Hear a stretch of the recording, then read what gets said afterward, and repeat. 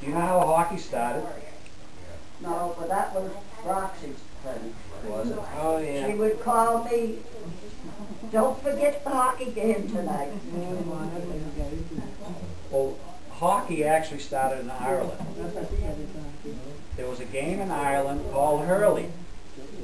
And hurley was played with a ball and a stick, which is probably like field hockey now. The Canadians started playing it, but in the wintertime, because of the snow, they couldn't play on the field, so they cleared the ice, and they started playing hurley on the ice. But then you couldn't, you slipped around, so they made skates and they laced them to their boots. Then later on, they got fancy, they screwed them to their boots. And that's how hockey started. And that wasn't the name of it then. It says the hurley on ice was also called rickets and shinny. Have you ever heard them play shinny? I heard of wickets, but not shinny. Okay. But it eventually called hockey somewhere in the late part of the 1800s. There's a story that a Royal Canadian Rifles officer stationed in Nova Scotia, his name was Hockey. And for years he had his men play the game, and that's how the name hurley and shinny changed to hockey. We're not done yet. Oh, we got Annie Lawrence. What? Annie Lawrence. You want to tell them about that trip to Florida?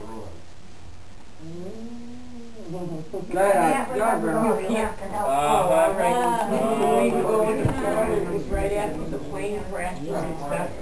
And Annie Florence was spotting everybody that she thought was a terrorist. Getting in the plane.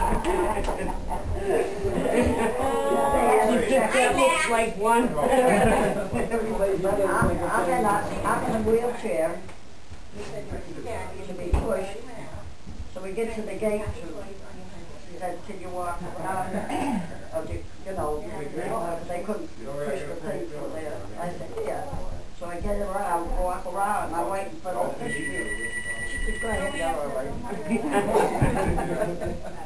But then we get to Annie Roxy's. Michael Reynolds? Oh, Reynolds, that's somebody. Reynolds, Open yeah. it. Open it. Hello? And her and Faithy take off. We'll be right back. Sorry? Don't come back with a tattoo here.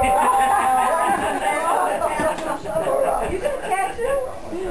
How come you didn't take her with you and get a tattoo? You got walking in with a big bandage on.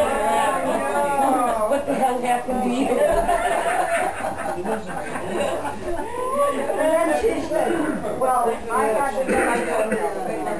I didn't have a so I put the other one on I had my career punched in, and I got a free throw to such a charisma on my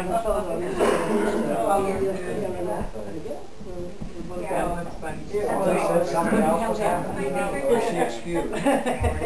Oh, I'm waiting for Ellen to tell the story. Tell my stories I can't tell. I have many fond memories. Oh, shit, What's the matter, Auntie? Faithy got a dent in her car and took it to the repair shop.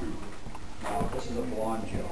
The repairman noticed the woman was a blonde. He decided to have a wee bit of fun. So he told Faithy, all you have to do is take it home, blow in the tailpipe until the dent pops itself out.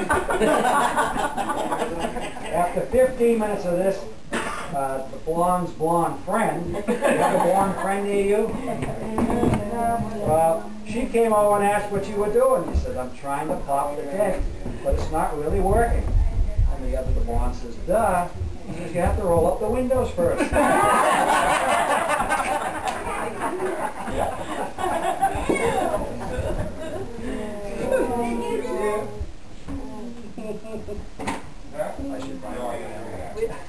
One day a man went to the auction. Well, there he bid on a parrot. He really wanted this bird, so he got caught up in the bidding. He kept on bidding, but kept getting outbid. So he bid higher and higher. Finally, after he bid his way up more than he intended, he won the bid. The parrot was his at last. As he was paying for the parrot, he said to the auctioneer, I sure hope the parrot can talk. And he said, I would hate to have paid this much money and find out that the parrot can't talk. Don't worry, the auctioneer said. He can talk. Who do you think was bidding against you? That's Joey's parrot. That's Nana Flossie's favorite bird. This happened in New York City. This older gentleman gets on the train, and he's sitting across from him. There's one of these 21-year-olds with the mohawk and the different colored hair and stuff. And the old man stares at him. And the young kid says, "What's the matter? Haven't you ever seen colored hair before, old man?" And I said, "Well, you know, once when I was younger, I had sex with a parrot, and you could be my son."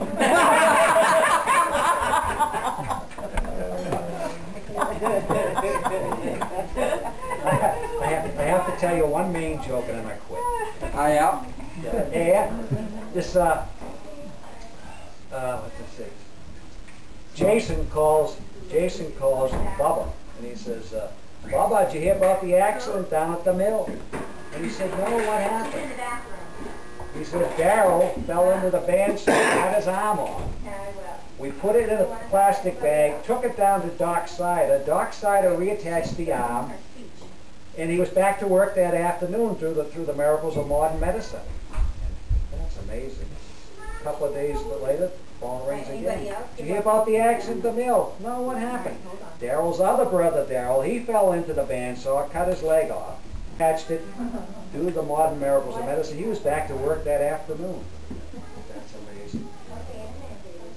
3 or 4 days later, "Did you hear about the accident at the mill?" "No, what happened?" "Ephraim fell in, cut his head off." So he says, "Yeah, I know. You put the head in a plastic bag, you took it down to Doc's side, he reattached it, and he was back to work that afternoon." He said, "Oh no, he died." He said, "What do you mean he died?" "We think he suffocated in the plastic bag."